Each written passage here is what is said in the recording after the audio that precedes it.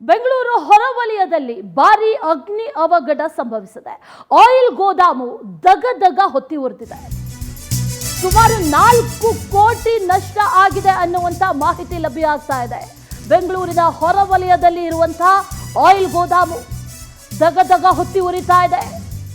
ನೆಲಮಂಗಲದ ಅಡಕಮಾರನಹಳ್ಳಿಯ oil godown ಇದು. ಮಧ್ಯರಾತ್ರಿ 1 ಗಂಟೆಯ ಸಂದರ್ಭದಲ್ಲಿ ಶಾರ್ಟ್ ಸರ್ಕ್ಯೂಟ್ ಆಗಿದೆ ಅನ್ನುವಂತ ಮಾಹಿತಿ ಇದೆ.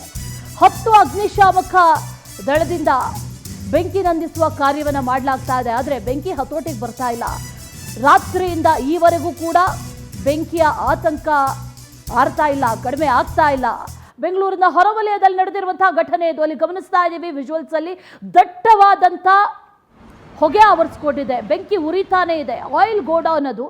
ಆಯಿಲ್ ಅನ್ನ ಅಲ್ಲಿ ಸ್ಟೋರ್ ಮಾಡಿ ಇಟ್ಟಿದ್ರು. ರಾತ್ರಿ 1 ಗಂಟೆ ಸುಮಾರಿಗೆ ಹತ್ಕೊಂಡಿರುವಂತಹ ಬೆಂಕಿ ಇದು ಅನ್ನುವಂಥ ಮಾಹಿತಿ. ಏನು ಕಾರಣ ಅಂತ ನೋಡೋದಕ್ಕೆ ಹೋದರೆ ಆರಂಭದಲ್ಲಿ ಈಗ ಬರ್ತಾ ಇರುವಂಥ ಮಾಹಿತಿಯ ಪ್ರಕಾರ ಶಾರ್ಟ್ ಸರ್ಕ್ಯೂಟ್ ಆಗಿದೆ ಅನ್ನುವಂಥ ಮಾಹಿತಿ ಇದೆ. ಆ ಸಂದರ್ಭದಲ್ಲಿ ಈ ಆಯಿಲ್ ಗೋಡೌನ್ ಹೊತ್ತಿ ಉರಿದಿರೋದು, ಇನ್ನು ಒಳಗಡೆ ಯಾರಾದರೂ ಇದ್ರಾ ಅಥವಾ ಯಾರೂ ಇರಲಿಲ್ವಾ, ಏನು ಎತ್ತ ಅನ್ನೋದ್ರ ಬಗ್ಗೆ ಮಾಹಿತಿಗಳು ತಿಳಿದು ಬರಬೇಕು. ಆದರೆ ಸದ್ಯಕ್ಕೆ 10 ಅಗ್ನಿಶಾಮಕ ದಳದಿಂದ ಅಲ್ಲಿ ಗಮನಿಸ್ತಾ ಇದ್ದೀವಲ್ಲ, ಅಗ್ನಿಶಾಮಕ ಸಿಬ್ಬಂದಿ ಬೆಂಕಿ ನಂದಿಸುವಂಥ ಕಾರ್ಯವನ್ನು ಮಾಡ್ತಾ ಇದ್ದಾರೆ. ಆದರೆ ಬೆಂಕಿಯ ಕೆನ್ನಾಲಿಗೆ ಎಷ್ಟರ ಮಟ್ಟಿಗಿದೆ ಅಂತಂದರೆ ಈ ಬೆಂಕಿ ಹತೋಟಿಗೆ ಬರುವಂಥ ರೀತಿಯಲ್ಲಿ ಕಾಣಿಸ್ತಾ ಇಲ್ಲ. ಮತ್ತೊಂದು ವಿಜುವಲ್ ಗಮನಿಸ್ತಾ ಇದ್ದೀವಿ. ಇದು ಆಯಿಲ್ ಗೋಡೌನ್ ಹೊತ್ತಿ ಉರಿತಾ ಇರೋದು. ಎಲ್ಲ ಕಡೆಯಲ್ಲೂ ದಟ್ಟವಾದಂಥ ಹೊಗೆ. ವಾಹನಗಳ ಎಂಜಿನ್ ಆಯಿಲ್ ಅನ್ನ ಶೇಖರಿಸಿ ಇಟ್ಟಿದ್ದಂಥ ಗೋದಾಮಿದು. ಅಕ್ಕಪಕ್ಕದ ಕಟ್ಟಡಗಳಿಗೂ ಕೂಡ ಬೆಂಕಿ ವ್ಯಾಪಿಸುತ್ತೆ ಅನ್ನುವಂಥ ಭಯ ಈಗ ಕಾಡ್ತಾ ಇರೋದು. ಆತಂಕ ಇದೆ. ಅಕ್ಕಪಕ್ಕಕ್ಕೂ ಎಲ್ಲೋ ಒಂದು ಕಡೆ ಬೆಂಕಿ ಹಬ್ಬ ಬಿಡುತ್ತೇನೋ ಅನ್ನುವಷ್ಟರ ಮಟ್ಟಿಗೆ ಬೆಂಕಿ ಈಗ ವ್ಯಾಪಕವಾಗಿ ಆವರಿಸ್ಕೊಂಡಿದೆ. ಮಾದನಾಯಕನಹಳ್ಳಿ ಠಾಣಾ ವ್ಯಾಪ್ತಿಯಲ್ಲಿ ನಡೆದಿರುವಂತಹ ಪ್ರಕರಣ. ವಾಹನಗಳ ಎಂಜಿನ್ ಆಯಿಲ್ ಅದನ್ನ ಶೇಖರಣೆ ಮಾಡಿ ಇಟ್ಟಿದ್ದಂಥ ಗೋಡೌನ್. ಆದರೆ ಅಕ್ಕಪಕ್ಕದಲ್ಲೂ ಬೆಂಕಿ ಹರಡುತ್ತೆ ಅನ್ನುವಂಥ ಭಯ. ಕೃಷ್ಣಪ್ಪ ಅನ್ನೋರಿಗೆ ಸೇರಿದಂಥ ಗೋಡೌನ್ ಇದು ಅನ್ನುವಂಥ ಮಾಹಿತಿ ಇದೆ. ಅಲ್ಲಿ ಗಮನಿಸ್ತಾ ಇದ್ವಿ ಕಾರ್ಯಾಚರಣೆ ಮಾಡ್ತಾ ಇದ್ದಾರೆ, ಬೆಂಕಿ ನಂದಿಸುವಂಥ ಕಾರ್ಯಾಚರಣೆ. ಆದರೆ ಹತೋಟಿಗೆ ಬರ್ತಾ ಇಲ್ಲ. 10ಕ್ಕೂ ಹೆಚ್ಚು ಅಗ್ನಿಶಾಮಕ ದಳ ಅಲ್ಲಿ ಕಾರ್ಯವನ್ನು ನಡೆಸ್ತಾ ಇರೋದು. ಬೆಂಕಿ ಎಷ್ಟು ಮಟ್ಟಿಗೆ ಆವರಿಸ್ಕೊಂಡಿದೆ ನೋಡಿ. ಇದು ಬಹಳ ಕ್ಲೋಸಪ್ ವಿಜುವಲ್. ಅಲ್ಲಿ ಬೆಂಕಿ ಆರಿಸ್ತಾ ಇರೋದನ್ನು ಕೂಡ ಗಮನಿಸ್ತಾ ಇದ್ದೀವಿ. ಜೊತೆಯಲ್ಲಿ ಎಷ್ಟು ಮಟ್ಟಿಗೆ ಬೆಂಕಿ ಹಬ್ಬಿದೆ ಅನ್ನೋದು. ಎಲ್ಲ ಕಡೆಗಳಲ್ಲೂ ಕೂಡ ಬಹಳ ದೊಡ್ಡ ಗೋಡೌನ್ ಇದು. ಬರೀ ಕಾಣಿಸ್ತಾ ಇರೋದು ಹೊಗೆ, ಬೆಂಕಿ ಅಷ್ಟೇ. ಅದನ್ನು ಆರಿಸೋದಕ್ಕೆ ಎಷ್ಟೇ ಪ್ರಯತ್ನ ಪಟ್ಟರೂ ಕೂಡ ಸಾಧ್ಯ ಆಗ್ತಾ ಇಲ್ಲ. ಕೃಷ್ಣಪ್ಪ ಅನ್ನೋರಿಗೆ ಸೇರಿದಂಥ ಆಯಿಲ್ ಗೋಡೌನ್. ಈ ವೆಹಿಕಲ್ಸ್ಗೆ ಹಾಕುವಂಥ ಇಂಜಿನ್ ಆಯಿಲ್ ಏನಿದೆ, ಆ ಇಂಜಿನ್ ಆಯಿಲ್ ಶೇಖರಣೆ ಮಾಡಿಟ್ಟಿದ್ರು ಅನ್ನುವಂಥ ಮಾಹಿತಿ. ಭಾಳ ದೊಡ್ಡ ಮಟ್ಟದಲ್ಲಿ ಶೇಖರಣೆ ಮಾಡಿಟ್ಟಿದ್ರು ಅನ್ನುವಂಥ ಮಾಹಿತಿ ಇದೆ. ಸುಮಾರು 4 ಕೋಟಿ ಅವ್ರಿಗೆ ನಷ್ಟ ಆಗಿದೆ. ಶೆಲ್ ಆಯಿಲ್ ಕಂಪನಿಗೆ ಈ ಗೋಡೌನನ್ನು ಬಾಡಿಗೆಗೂ ಕೂಡ ಕೊಡಲಾಗಿತ್ತು. ಈ ದೃಶ್ಯಗಳು ಲೈವ್ ವಿಜುವಲ್ಸ್. ಅಲ್ಲಿ ಸದ್ಯಕ್ಕೆ ಇಂಥ ಪರಿಸ್ಥಿತಿ ಇದೆ. ಅಲ್ಲಿ ಗಮನಿಸ್ತಾ ಇದ್ದೀವಲ್ಲ, ಇನ್ನೂ ಕೂಡ ಬೆಂಕಿ ಹತೋಟಿಗೆ ಬಂದಿಲ್ಲ. ಇನ್ನೂ ಕೂಡ ಬೆಂಕಿ ಆವರಿಸ್ಕೊಳ್ತಾನೆ ಇದೆ. ಅನೇಕ ಕಡೆಗಳಲ್ಲಿ ಬೆಂಕಿಯನ್ನು ನಂದಿಸುವಂಥ ಕಾರ್ಯವನ್ನು ಮಾಡಲಾಗ್ತಾ ಇದೆ. ಆದರೆ ಬೆಂಕಿ ಹತೋಟಿಗೆ ಬರ್ತಾ ಇಲ್ಲ. ಅಕ್ಕಪಕ್ಕದಲ್ಲಿ ಈ ಬೆಂಕಿ ಹಬ್ಬ ಬಿಡುತ್ತೇನೋ ಅನ್ನುವಂಥ ಭಯದಲ್ಲೂ ಕೂಡ ಅಲ್ಲಿನ ಜನರಿದ್ದಾರೆ, ಸ್ಥಳೀಯರಿದ್ದಾರೆ. ಅಗ್ನಿಶಾಮಕ ಸಿಬ್ಬಂದಿ ಬೆಂಕಿ ನಂದಿಸುವಂಥ ಕಾರ್ಯವನ್ನು ಮಾಡ್ತಾ ಇದ್ದಾರೆ ನೋಡಿ. ವಾಹನಗಳ ವೆಹಿಕಲ್ಸ್ನ ಆಯಿಲನ್ನು ಇಲ್ಲಿ ಶೇಖರಣೆ ಮಾಡಿಟ್ಟಿದ್ರು. ಇದೇ ಗೋಡೌನಲ್ಲಿ ಅನೇಕ ಬ್ಯಾರೆಲ್ಗಳಿದ್ವು, ಅನೇಕ ಕ್ಯಾನ್ಗಳಿದ್ವು ಅನ್ನುವಂಥ ಮಾಹಿತಿ ಅದರಲ್ಲಿ ತುಂಬಿಸಿಟ್ಟಿದ್ರು. ಆದರೆ ಏಕಾಏಕಿಯಾಗಿ ಶಾರ್ಟ್ ಸರ್ಕ್ಯೂಟ್ ಆಗಿದೆ ರಾತ್ರಿಯಿಂದ ಈವರೆಗೂ ಕೂಡ ಬೆಂಕಿ ಆರ್ತಾ ಇಲ್ಲ. ಎಷ್ಟೇ ಪ್ರಯತ್ನ ಪಟ್ಟರೂ ಬೆಂಕಿ ನಂದಿಸೋದಕ್ಕಾಗ್ತಾ ಇಲ್ಲ. ಬೆಂಕಿ ನಂದಿಸೋದಕ್ಕೆ ಅಗ್ನಿಶಾಮಕ ದಳ ಸಿಬ್ಬಂದಿ ಹರಸಾಹಸ ಪಡ್ತಾ ಇದ್ದಾರೆ. ಗೋಡೌನ್ ಗೋಡೆಯನ್ನ ಒಡೆದು ಬೆಂಕಿ ನಂದಿಸುವಂಥ ಕಾರ್ಯಾಚರಣೆಯನ್ನ ಮಾಡಲಾಗ್ತಾ ಇದೆ. ನೆಲಮಂಗಲದ ಅಡಕಮಾರನಹಳ್ಳಿ ಸುತ್ತಮುತ್ತ ಜನರಿಗೆ ಆತಂಕ. ಅಲ್ಲಿ ಅಕ್ಕಪಕ್ಕ ಇರೋರಿಗೆ ಆತಂಕ. ಏನಾಗ್ಬಿಡುತ್ತೆ, ಯಾವ ಸಂದರ್ಭದಲ್ಲಿ ಬೆಂಕಿ ಹಬ್ಬ ಬಿಡುತ್ತೇನೋ ಅನ್ನುವಂಥ ಆತಂಕ. ಯಾಕಂದ್ರೆ ಅಷ್ಟರ ಮಟ್ಟಿಗೆ ಬೆಂಕಿ ಇದೆ. ಬೆಂಕಿಯನ್ನು ಕಂಟ್ರೋಲ್ಗೆ ತರೋದಕ್ಕೆ ಸಾಧ್ಯನೇ ಆಗ್ತಾ ಇಲ್ಲ. ಗೋಡೆಯನ್ನೇ ಒಡೆದು ಬೆಂಕಿಯನ್ನು ನಂದಿಸುವಂಥ ಕಾರ್ಯವನ್ನು ಕೂಡ ಮಾಡಲಾಗ್ತಾ ಇದೆ. ಆದರೆ ಯಾವುದೇ ಕಾರಣಕ್ಕೂ ಕೂಡ ಬೆಂಕಿ ಆರುವಂಥ ಲಕ್ಷಣಗಳು ಕಂಡು ಬರ್ತಾ ಇಲ್ಲ. ಅಗ್ನಿಶಾಮಕ ಸಿಬ್ಬಂದಿ ಕೂಡ ಹರಸಾಹಸ ಪಡ್ತಾ ಇದ್ದಾರೆ. ಎಲ್ಲ ಕಡೆಗಳಿಂದಲೂ ಕೂಡ ಸುತ್ತುವರೆದಿದ್ದಾರೆ. ಕೇವಲ ಒಂದು ಕಡೆಯಿಂದ ಮಾತ್ರ ಬೆಂಕಿ ನಂದಿಸುವಂಥ ಕಾರ್ಯ ಅಲ್ಲ, ಪ್ರತಿಯೊಂದು ಕಡೆಗಳಿಂದಲೂ ಕೂಡ, ಪ್ರತಿಯೊಂದು ಬಾಗಿಲಿನಿಂದಲೂ ಕೂಡ ಅಲ್ಲಿ ಬೆಂಕಿ ನಂದಿಸುವಂಥ ಕಾರ್ಯವನ್ನು ಮಾಡ್ತಾ ಇದ್ದಾರೆ. ಆದರೆ ಬೆಂಕಿಯ ಕೆನ್ನಾಲಿಗೆ ಅದು ಆಯಿಲ್ ಆಗಿರೋದ್ರಿಂದ ಬೆಂಕಿ ಮತ್ತಷ್ಟು ಜಾಸ್ತಿ ಆಗ್ತಾ ಇದೆ. ಆ ಹೊಗೆ ಎಷ್ಟು ಮಟ್ಟಿಗೆ ಬರ್ತಾ ಇದೆ ಅನ್ನೋದನ್ನು ಗಮನಿಸಿದ್ರೆ ಗೊತ್ತಾಗುತ್ತೆ ಒಳಗಡೆ ಬೆಂಕಿಯ ತೀವ್ರತೆ ಎಷ್ಟಿದೆ ಅಂತ. ಎಲ್ಲವೂ ಕೂಡ ಇದ್ದಿದ್ದು ಎಂಜಿನ್ ಆಯಿಲ್ ಅದು ಅಲ್ಲಿ ಇದ್ದಿರೋದು, ಹಾಗಾಗಿ ಬೆಂಕಿ ಕೂಡ ಅಷ್ಟೇ ಫಾಸ್ಟಾಗಿ ಹತ್ಕೊಳ್ತಾ ಇದೆ. ಒಂದು ಸ್ವಲ್ಪ ಆಯಿಲ್ ಬಿದ್ದರೆ ಸಾಕು ಬೆಂಕಿ ಹತ್ಕೊಳ್ಳುತ್ತೆ ಅಂಥದ್ರಲ್ಲಿ ಇಲ್ಲಿ ಸಿಕ್ಕಾಪಟ್ಟೆ ಆಯಿಲ್ಗಳಿದ್ವು. ಅಲ್ಲಿ ಗಮನಿಸ್ತಾ ಇದ್ದೀವಲ್ಲ, ನೀರು ಆಯಿಲು ಎಲ್ಲ ಹೊರಗಡೆ ಮಿಕ್ಸ್ ಆಗಿ ಬಂದಿರೋದು, ಆಯಿಲು ನೀರೋ ಸದ್ಯಕ್ಕಂತೂ ಗೊತ್ತಿಲ್ಲ, ಆದರೆ ಆಯಿಲ್ ರೀತಿಯಲ್ಲಿ ಕಾಣಿಸ್ತಾ ಇದೆ. ಎಲ್ಲ ಆಯಿಲ್ ಹೊರಗಡೆ ಹರಿದು ಬಂದಿದೆ. ಅಲ್ಲೂ ಕೂಡ ಬೆಂಕಿ ಇನ್ನೇನು ಹತ್ಕೊಳ್ಳುತ್ತೋ ಅನ್ನುವಂಥ ಭಯದಲ್ಲೇ ಅಲ್ಲಿ ಕಾರ್ಯಾಚರಣೆಯನ್ನು ಮಾಡ್ತಾ ಇದ್ದಾರೆ ಒಂದು ಕಡೆ. ಮತ್ತೊಂದು ಕಡೆಯಲ್ಲಿ ಅಗ್ನಿಶಾಮಕ ದಳದವರು ಕಾರ್ಯಾಚರಣೆಯನ್ನು ನಡೆಸ್ತಾ ಇರೋದನ್ನು ಗಮನಿಸ್ತಾ ಇದ್ದೀವಿ. ಸುಮಾರು 10ಕ್ಕೂ ಹೆಚ್ಚು ಅಗ್ನಿಶಾಮಕ ದಳದಿಂದ ಈ ಕಾರ್ಯಾಚರಣೆಯನ್ನು ನಡೆಸಲಾಗ್ತಾ ಇದೆ. ಬೆಂಕಿ ನಂದಿಸುವಂಥ ಕಾರ್ಯವನ್ನು ಮಾಡ್ತಾ ಇದ್ದಾರೆ. ಎಷ್ಟು ದೊಡ್ಡದಿದೆ ಗೋಡಾನ್ ಅನ್ನೋದನ್ನು ಈ ವಿಜುವಲ್ಸ್ ಅಲ್ಲಿ ಗಮನಿಸ್ತಾ ಇದ್ದೀವಿ ನೋಡಿ. ಲೈವ್ ವಿಜುವಲ್ಸ್ ಇದು. ದಟ್ಟವಾದಂಥ ಹೊಗೆ ಇನ್ನೂ ಇದೆ, ರಾತ್ರಿಯಿಂದ ಉರಿತಾ ಇದೆ ಈ ಗೋಡಾನ್. ಒಳಗಡೆ ಈ ವೆಹಿಕಲ್ಸ್ಗೆ ಹಾಕುವಂಥ ಇಂಜಿನ್ ಆಯಿಲ್ ಇತ್ತು. ಶೆಲ್ ಕಂಪನಿಗೆ ಈ ಗೋಡಾನ್ ಅನ್ನ ಬಾಡಿಗೆ ಕೊಟ್ಟಿದ್ರು ಅನ್ನುವಂಥ ಮಾಹಿತಿ. ಗೋಡಾನ್ನಿಂದ ಡಮ್ ಡಮ್ ಡಮಾರ್ ಸದ್ದು ಕೇಳಿ ಬರ್ತಾ ಇದೆ ಅನ್ನುವಂಥ ಮಾಹಿತಿ ಲಭ್ಯ ಆಗ್ತಾ ಇದೆ. ಒಂದೊಂದೇ ಆಯಿಲ್ ಕ್ಯಾನ್ಗಳು ಸ್ಫೋಟಗೊಳ್ತಾ ಇದೆ. ಈ ಬೆಂಕಿ ಮತ್ತಷ್ಟು ತೀವ್ರಗೊಳ್ತಾ ಇದೆ. ಆರಿಸೋದಕ್ಕೆ ಹರಸಾಹಸ ಪಡ್ತಾ ಇದ್ದಾರೆ. ಬೆಂಕಿ ನಂದಿಸೋ ಕಾರ್ಯ ಭರದಿಂದ ಸಾಗ್ತಾ ಇದೆ. ಆದರೆ ಅಕ್ಕಪಕ್ಕದಲ್ಲಿರುವಂತಹ ಜನರಿಗೆ ಬಹಳ ಆತಂಕ. ಘಟನಾ ಸ್ಥಳಕ್ಕೆ ಜಮಾಯಿಸ್ತಾ ಇದ್ದಾರೆ, ಬರ್ತಾ ಇದ್ದಾರೆ ಸ್ಥಳೀಯರು. ಗೋಡಾನ್ನಿಂದ ಡಮ್ ಡಮ್ ಡಮಾರ್ ಸದ್ದು, ಈ ಒಂದೊಂದೇ ಕ್ಯಾನ್ಗಳು ಸ್ಫೋಟ ಆಗ್ತಾ ಇರುವಂತಹ ಸದ್ದು, ಬ್ಲಾಸ್ಟ್ ಆಗ್ತಾ ಇರುವಂತಹ ಸದ್ದು ಕೇಳಿ ಬರ್ತಾ ಇರೋದು. ಬೆಂಕಿ ಆರಿಸಿದಷ್ಟು ತೀವ್ರ ಆಗ್ತಾ ಇದೆ ಅನ್ನೋದನ್ನ ಗಮನಿಸ್ತಾ ಇದ್ದೀವಿ. ಘಟನಾ ಸ್ಥಳದಲ್ಲಿ ಅಕ್ಕಪಕ್ಕದ ಜನರು ಕೂಡ ಬಂದಿದ್ದಾರೆ, ಅವರು ಕೂಡ ಜಮಾಯಿಸಿದ್ದಾರೆ. ಎಲ್ಲರೂ ಕೂಡ ಸೇರಿ ಬೆಂಕಿಯನ್ನು ನಂದಿಸುವಂಥ ಕಾರ್ಯ ಮಾಡ್ತಿದ್ದಾರೆ. ಆದರೂ ಕೂಡ ಬೆಂಕಿ ನಂದಿಸೋದಕ್ಕೆ ಸಾಧ್ಯ ಆಗ್ತಾ ಇಲ್ಲ. ಅಲ್ಲಿ ಗಮನಿಸ್ತಾ ಇದೀವಲ್ಲ ಕಾರ್ಯಾಚರಣೆ ಯಾವ ರೀತಿ ನಡೀತಾ ಇದೆ, ಬೆಂಕಿ ಎಷ್ಟು ಮಟ್ಟಿಗೆ ಹಬ್ಬಿದೆ. ಪ್ರತಿಯೊಂದನ್ನು ಕೂಡ ಆ ಬೆಂಕಿಯ ಕೆನ್ನಾಲಿಗೆಗೆ ಪ್ರತಿಯೊಂದು ಸುಟ್ಟು ಕರಕಲಾಗಿದೆ. ಪ್ರತಿಯೊಂದು ಸುಟ್ಟು ಭಸ್ಮ ಆಗಿರೋದು ಏನೂ ಉಳಿದಿಲ್ಲ ಅಲ್ಲಿ.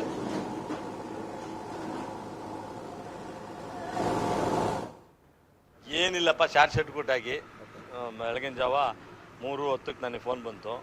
ಅವಾಗ ಆಗಿದ್ದದು. ಅವಲಿಂದ ಫೈರ್ ಇಂಜಿನವರು ಎಲ್ಲ ನಾವು ಎಲ್ಲ ಶ್ರಮ ಬೀಳ್ತಿದ್ವಿ. ಏನು ಮಾಡೋದು ಆಗ್ತಾ ಇಲ್ಲ ಅಷ್ಟೇ. ಯಾರು ಇಲ್ಲ, ಯಾರು ಬೇರೆ ಇದಾಗಲೇ 10-15 ವರ್ಷದಿಂದ ಐತೆ. ಏನು ಯಾವತ್ತೂ ಯಾವುದೋ ಥರದ ಒಂದು ಪಿನ್ನಷ್ಟು ಆಗಿರಲಿಲ್ಲ. ಇವತ್ತೇ ಹಣೆ ಬರ ಕೆಟ್ಟದಾಗಿ ಈ ಥರ ಶಾರ್ಟ್ ಸರ್ಕ್ಯೂಟ್ ಆಗಿ ಆಗಿರೋದು. ಸರ್ ಅದೆಲ್ಲ ಕಂಪ್ನಿ ಕೇಳಬೇಕು. ಶೆಲ್ ಕಂಪ್ನಿ ಅದು ಡೀಟೇಲ್ ನಮಗೆ ಸುಮ್ಮನೆ ಸುಳ್ಳು ಮಾಹಿತಿ ಕೊಟ್ಟು ನಾವು ಅವ್ರ ತಲೆ ಮೇಲೆ ಹಾಕೋದಲ್ಲ. ಬಟ್ ಅದೇನೋ ಅವ್ರದ್ದು ಸುಮಾರು ಇದೆ ಅಂತೆ. ಅವರು ಹೇಳೋ ಪ್ರಕಾರ ಒಂದು 30 ಕೋಟಿ ರೂಪಾಯಿ ಮೆಟೀರಿಯಲ್ಸ್ ಇತ್ತು ಅಂತ ಹೇಳ್ತಾರೆ. ಈಗ ಅವ್ರು ಇನ್ಸೂರೆನ್ಸ್ ಈಗ ನಾವು ಡೀಟೇಲ್ ಕೊಟ್ಬಿಟ್ಟು ನೀವು ಮಾಹಿತಿ ಕೊಟ್ಬಿಟ್ಟು ಇನ್ಸೂರೆನ್ಸ್ನವ್ರು ಒಂದು ಹೇಳಿ ನಾವೊಂದು ಹೇಳೋದು ಬೇಡ, ಇಷ್ಟೇ. ಬಟ್ ಈಗ ನಮ್ಗೊಂದು 4 ಕೋಟಿ ರೂಪಾಯಿದು ವೇರ್ ಹೌಸು ಹಾಳಾಗೋಯ್ತು. ಇವತ್ತು ವೇರ್ ಹೌಸು ಕನ್ಸ್ಟ್ರಕ್ಷನ್ ನಡಿಬೇಕು ಅಂದರೆ 40,000 ಸ್ಕ್ವೇರ್ ಫೀಟ್ ಇತ್ತು. ಇವತ್ತು 1,000 ರೂಪಾಯಿ ಅಂದ್ರೆ 4 ಕೋಟಿ ರೂಪಾಯಿ ಇವತ್ತು. ಅದಕ್ಕೆ ಏನಿಲ್ಲಪ್ಪ, ಶಾರ್ಟ್ ಸರ್ಕ್ಯೂಟ್ ಆಗಿ ಬೆಳಗಿನ ಜಾವ 3:10ಕ್ಕೆ ನನಗೆ ಫೋನ್ ಬಂತು. ಅವಾಗ ಆಗಿದ್ದದು.